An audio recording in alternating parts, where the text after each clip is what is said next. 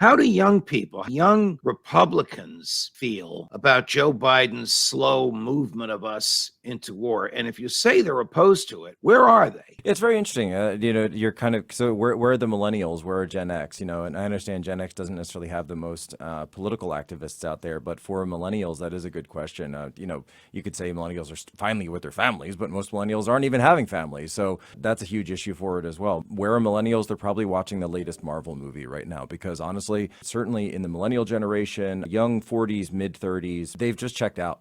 They really checked out after Afghanistan and Iraq, and they're diving into pop culture. They're diving into Netflix. You don't see family formation. You don't see wealth formation. You don't see home ownership, the millennial generation as much. But versus, I have friends like this who, because we all got into the job market right as the economy was falling out during the financial crisis, and so people said, all right, well, let's go join. I mean, I even joined the military. Now, I didn't join in a combat capacity, but joining the military seemed like a better idea than going back to college and getting into more debt. So at least you would have some job. Now, I pursued Intel. I had a China route, so I was different than some folks. But a lot of guys, they joined up and did a couple of pumps in Iraq, Afghanistan. Some of them came back. Some of them came back super messed up. Some of them didn't come back at all. That's something that really affected the millennial generation. I think that a lot of people haven't pointed out yet.